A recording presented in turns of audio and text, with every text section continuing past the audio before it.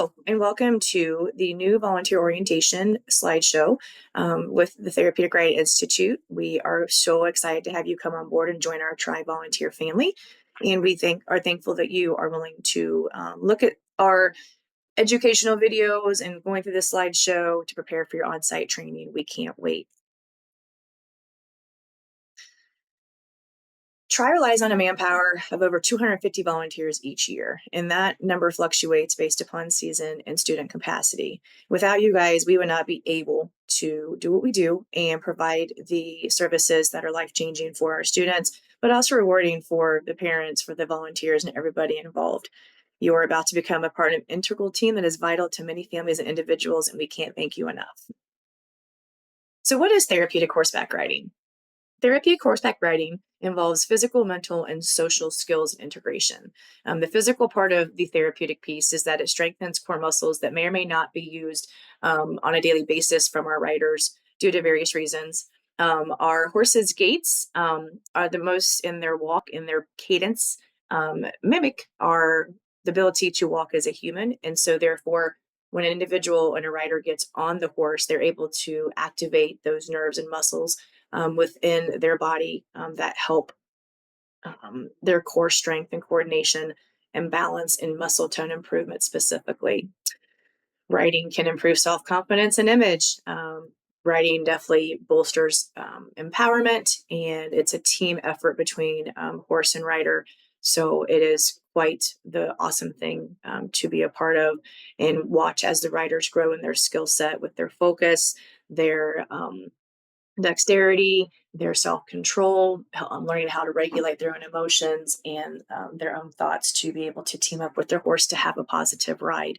And of course, social relationships between rider and horse are really important, and the bonds that you're going to see are beyond amazing to watch. And relationships with riders, instructors, and volunteers, we call it the tri-volunteer family, but it really does become a family environment. Our horses go through an extensive training process, and they're generally mild-mannered, but just keep in mind they still have instincts. Horses react first and think later. They are prey animals, and they live together for protection. So they have a very strong flight response. And the herd members are going to look to the alpha mare for safety and direction, and their communication is through body language and also understanding what that body language means. So horses, their body language might be through facial expressions, through ears, through sounds, but they can also read an intention through a human body language as well. So it's really important, and you'll learn through your training that it's really important to keep that in mind when you're around the horses within the student environment. A good therapeutic riding horse must be gentle, agreeable, healthy, sound, solid, and nearly bomb-proof. They are working with riders that are, for the most part, sometimes unbalanced.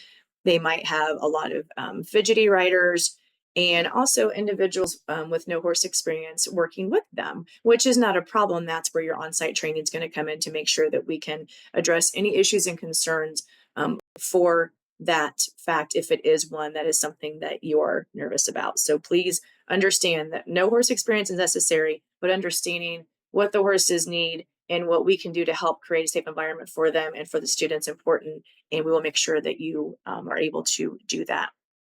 So we do get a lot of requests about horses and their abilities for the program. And unfortunately, we can only accept a small amount. They go through a pretty rigorous training process, and it's not quick.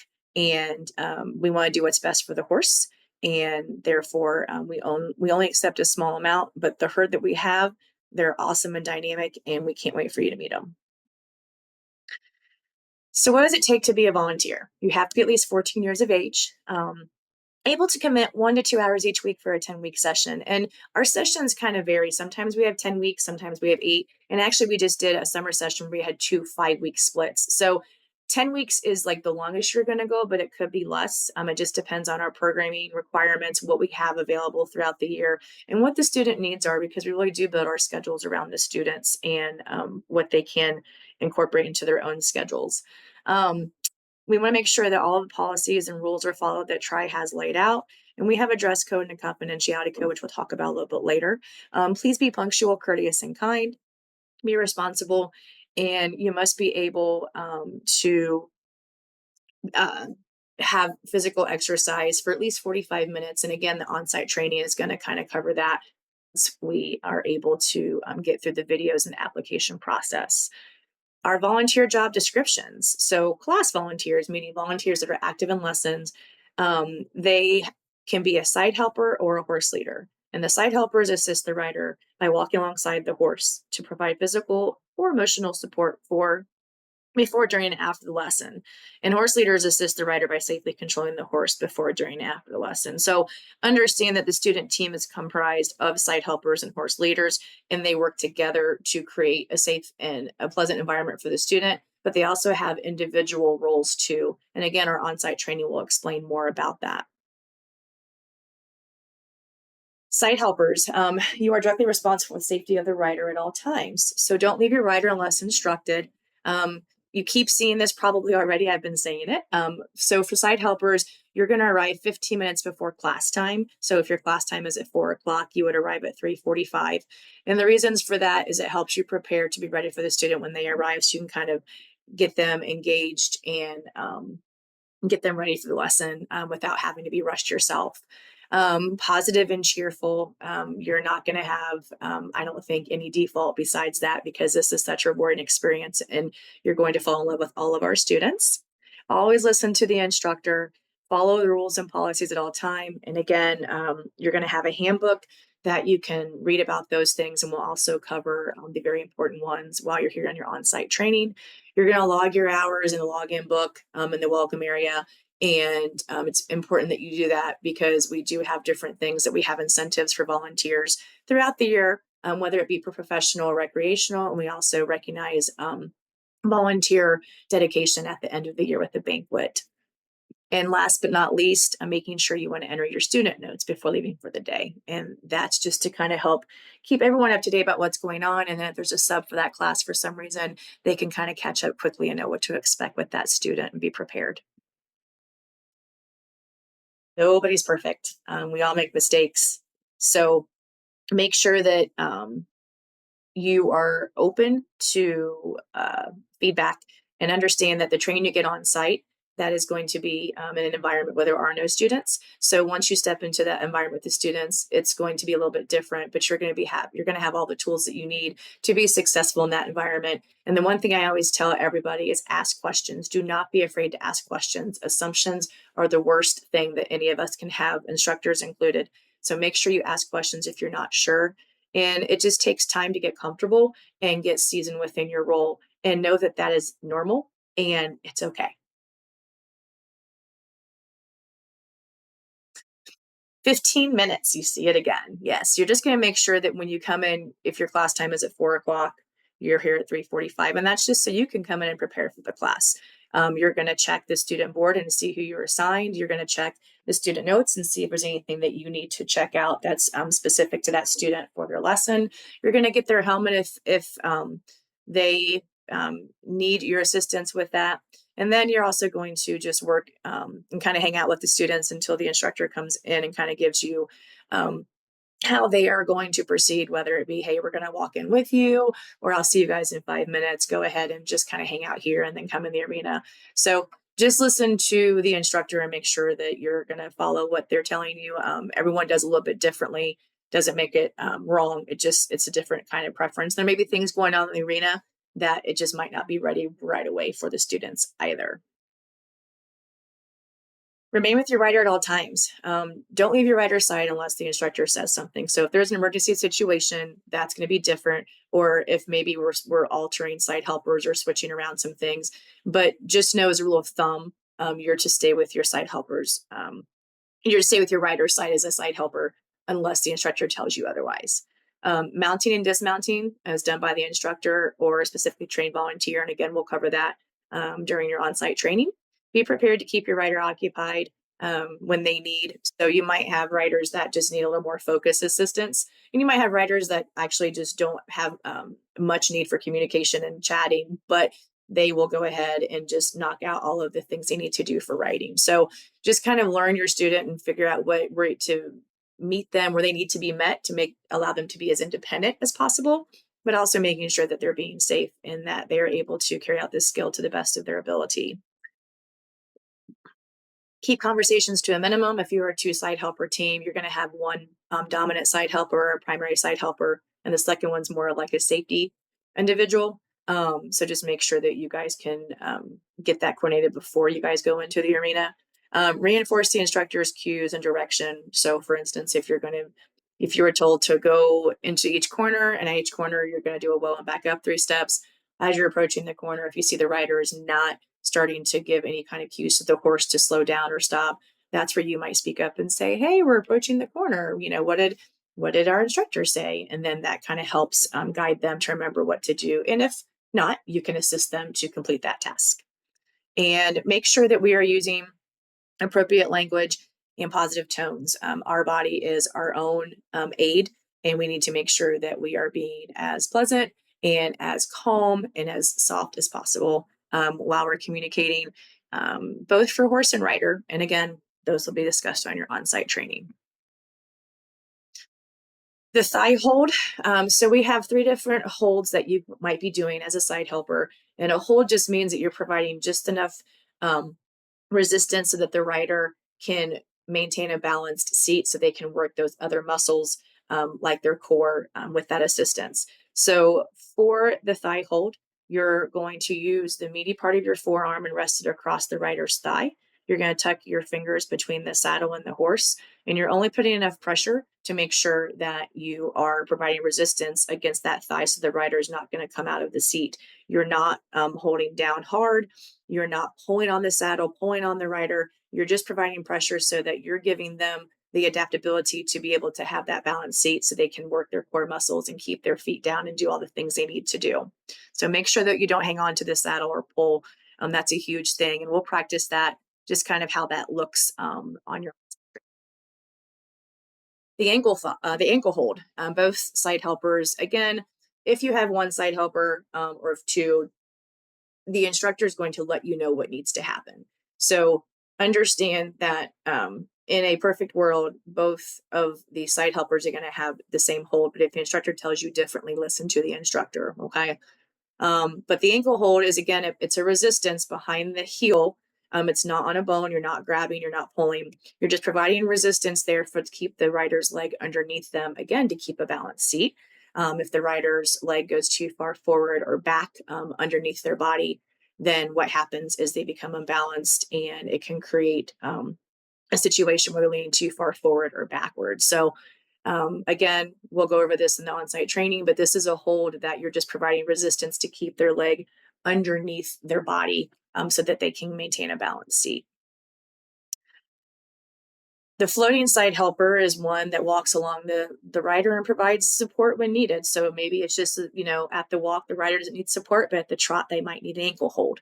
Or it might be something as simple as they don't need any holds really, but they need that moral support to kind of remind them of, we're going to do, and we've got this. And that way they have the comfort of having you there in case something would be necessary. You can adapt to it very quickly. Make sure, and again, on-site training will discuss this as far as horse awareness, but you always want to stay at the horse's girth, which is right there where the student's stirrup is, no matter what we're doing, whether it's walking or trotting. After the lesson, you are going to remain with your rider. The students are going to get dismounted one at a time. And once everybody is off the horse, you guys are going to either stay with your horse or go to the front of the arena at the gate together. Again, that's instructor preference, so just listen to what they say. And then once you guys are out of the arena, you're going to help them remove their helmet. And then if they have a name tag, because name tags are optional, you'll also grab that from them, and everything will be stored back in the welcome area. And you will go ahead, and we encourage, please give the feedback that's so awesome to the parents, that they get to hear about how great their student was today and how tall they sit, and how we've been working on making sure that we're keeping our hands on a specific color of the rainbow reins. And they did fantastic with that today. Please, please, please, please give that feedback to the parents, caregivers, and providers, because they watch and they see and they love to get that. And we want to make sure that they know how their student is doing as well. And then once your rider is gone and in the care of who brought them, then go ahead and make sure and do your rider notes in the back of the binder in the welcome area. And of course, sign out. Attendance and cancellation. So we'll talk about the scheduling when you do your on-site training to figure out what works best for you. Um, Depending on what role you have, volunteers are going to be between 15 and 30 minutes. Side helpers come 15 minutes before class. Horse leaders come 30 minutes before class. But it also only could be about 10 minutes. It depends what style of class that the horse leader is doing. And again, those will be discussed more at length at training. Um, and then you're going to, as a site helper, remain with your rider until lesson is over. If you're a horse leader, you're going to be with the horse, and that's your responsibility. We will work with anything that you would like to donate as far as your time, because we are blessed that you are thinking of trying, you want to help us out. So don't think for a second that just because you can't do weekly, or maybe you can only do it certain times of the year, that you're not a good candidate to help. That is so far from the truth. Again, ask questions. Assumptions are awful. Please talk to the volunteer manager, and then you guys can hash out what works best for you to make a rewarding experience so that you can still participate, but also maintain your own personal schedule as well without stress. If there is a need for subs, whether last minute or ahead of time, life happens, and we're very aware of that. When you sign up for each session, there's a place for you to be able to indicate if you already have known dates that you will be unavailable. And then, of course, as things come up during the session, just make sure that you are as timely as possible and let the volunteer manager know so that they can go ahead and get slots filled with the best of their ability. There's always the risk that a last minute cancellation could create the inability of a student to ride, but we do our best to make sure that's not what happens. So we just ask that just communicate and just chat with us and let us know as soon as you can. But we also know life happens, and we completely get that too. Confidentiality. Information regarding the writer's health and diagnoses will be given on an as-needed basis. For the most part, we're not going to provide that unless it's an absolute necessity, but we might provide different characteristics that are necessary for the volunteer to know to assist the writer during the lesson. Personal and private information about writers and their families is to remain confidential.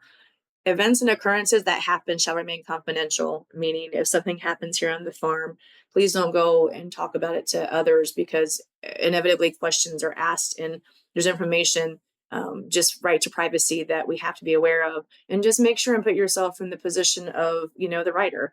Would you want those details talked about outside of here if it was your student or your family member or whatnot? So we want you to chat and like talk about your experiences, but as far as like specific details, please keep those confidential, and do not take any photos of the writers.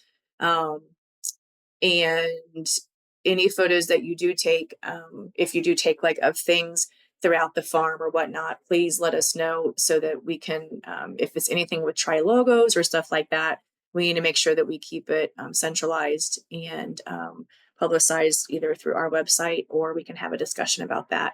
So I think it just kind of comes down to photos probably aren't the best thing to do. But if we do see and you take them, we're probably going to ask like why you're taking them for, because we want to maintain the confidentiality and the safety of all of our students. And some of them do not have, not all of them have consent for photo releases, meaning that they want their photos out in the public outside of tri. So please be courteous of that. And again, if you have questions, always ask. Emergencies. Instructors will be carrying a phone with us, and if there is an emergency, we have an emergency sheet nailed to a pole in the barn that you can just rip off and kind of go outside to give directions to call 911 as far as like how to get here from Wilmington Dayton Road and such. If there's an emergency dismount, we'll go over this in your on-site training, but site helpers are going to stay with the student and the instructor. Horse leaders are going to go with the horse and just wait for further instruction from the instructor as far as what's going on, because it could be a equine emergency, or it could be a student emergency, or it could be both. Human first aid kits are located in the welcome area, the arena, and the tack room. There's a horse first aid kit in the tack room on the grooming shelf in a red bag. Please follow all of our emergency procedures, which again, we cover pretty thoroughly in your on-site training to make sure that you're comfortable and aware of them. And all incidents should be reported to the instructor or a staff member, and an incident report should be filled out. So if something happens, let the instructor know, and then they can decide if it needs to be a situation that needs to have an incident report filled out. And if so, please be willing just to fill out. It's a two-sided page, I believe, and it just kind of is one of those things where we just want to know what happened so we can figure out if it's something that we need to adjust or address with training or such. Medical consent forms and health concerns. Make sure that your medical forms are up to date, and we also do an annual update each year. Please make sure that gets filled out. We do keep track of that and keep the information on file, again, in case of emergency. If you have any health issues like an allergy to bee stings or something that might be critical for an emergency, make sure to put those issues on your consent forms, and then let us know, if you, say for a bee allergy, you have an EpiPen, or if there's an asthma concern, that if you have an emergency inhaler, things like that. And if you physically might be sore or a little bit concerned about your ability to cite help competently with your student, please let the instructor know. And if you have concerns ahead of time, talk to the volunteer manager and see if it's a concern, and then we can kind of tackle it from there. We want to make sure that you are safe, and we don't want you to um, further injure yourself if there is an injury, and also put our student team in a situation to where if there was an emergency or a need for physical assistance, that they would not be able to be applied. So again, just communicate, we can work through it, but just know that we don't expect you to work through things like that. Just talk to us and we'll figure it out, and we'll work with what we've got. So for your own safety, this is kind of the disclaimer that we're around horses and there's an inherent risk.